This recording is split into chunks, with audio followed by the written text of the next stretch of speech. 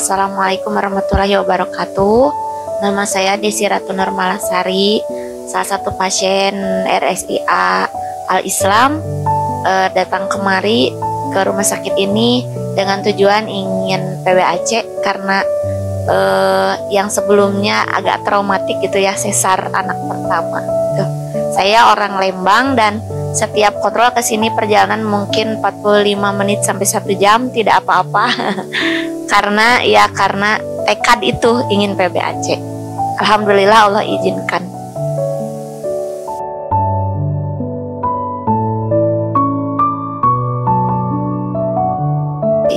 Saya itu sebagai guru SD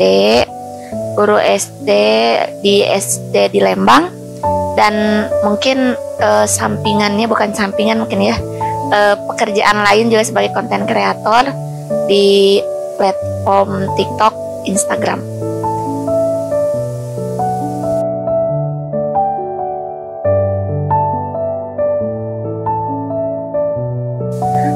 Untuk yang pertama yang mendasari ingin PBAC itu karena yang pertama tadi ada traumatik pasca sesar anak pertama. Kemudian yang kedua ingin menjalani fitrah ya, sebagai perempuan bagaimana melahirkan yang alami gitu ya, yang Allah sudah atur jalannya gitu, jalan lahirnya gitu kan. Kemudian juga tidak ingin banyak sayatan di tubuh gitu ya, karena sesar berulang, dan resiko-resiko sesar berulang juga ternyata cukup menyeramkan buat saya gitu. Itu sih yang paling mendasari. Kemudian dari segi pemulihan juga, kalau saya lihat melahirkan secara normal itu lebih cepat pulih, dan sedangkan saya sekarang kan sudah punya anak nih. Yang pertama, kalau saya sesar lagi pemulihannya lama akan cukup merepotkan banyak orang gitu. Sedangkan kan saya dengan suami ya tidak ada yang membantu di rumah gitu, memang benar-benar dengan suami berdua gitu. Kemudian karena itu akhirnya mencari tahu tentang komunitas-komunitas PBAC yang ada di media sosial. Kemudian menemukan info bahwa ada salah satu dokter di sini, yaitu Dokter Dele yang pro PBAC. Saya cari tahu ternyata beliau praktek di 2 rumah sakit ya, di RSA Islam dengan RSIA Al Islam ya. Dan kalau dari Lembang sih kayaknya lebih dekat ke sini gitu. Akhirnya saya mengunjungi RSIA Al Islam untuk berobat atau untuk periksa ke Dokter Dele. Dan alhamdulillah saya menemukan Dokter Dele itu setelah shopping dokter juga gitu.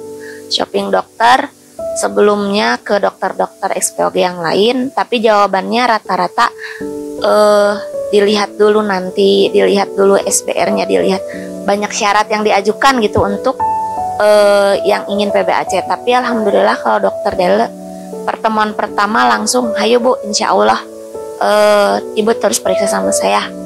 Ibu yakin ya." Jadi lebih semangat ke saya sebagai pasien gitu, lebih optimis gitu.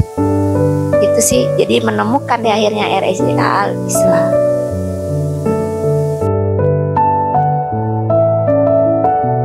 Alhamdulillah dari keluarga sangat support, terutama suami.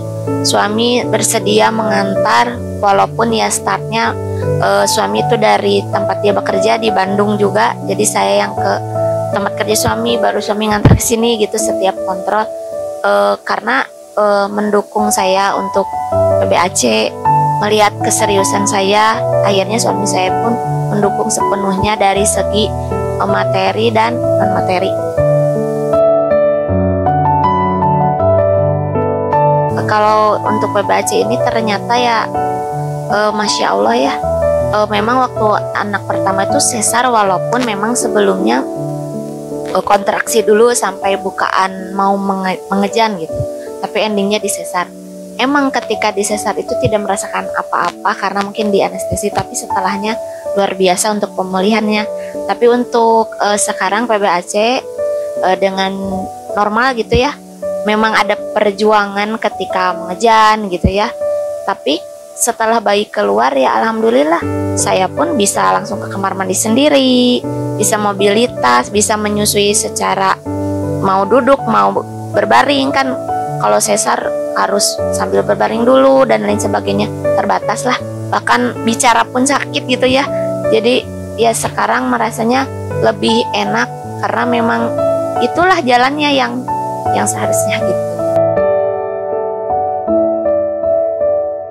Untuk ibu-ibu di luaran sana yang ingin PBAC juga, ibu-ibu di luaran sana itu harus banyak belajar. Jadi bukan hanya keinginan saja untuk PBAC yang saya alami ya, karena ternyata banyak ilmu yang harus digali gitu ya.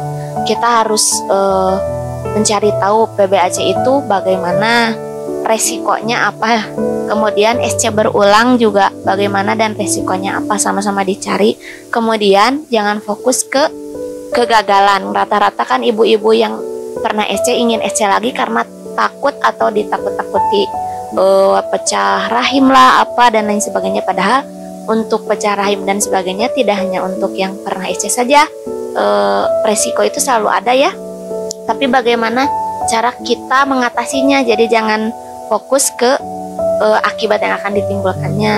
Dan alhamdulillah memang dengan mencari ilmu itu, jadi kita tahu cara mengatasi, mengantisipasi, kemudian didampingi oleh provider yang tepat, dibimbing.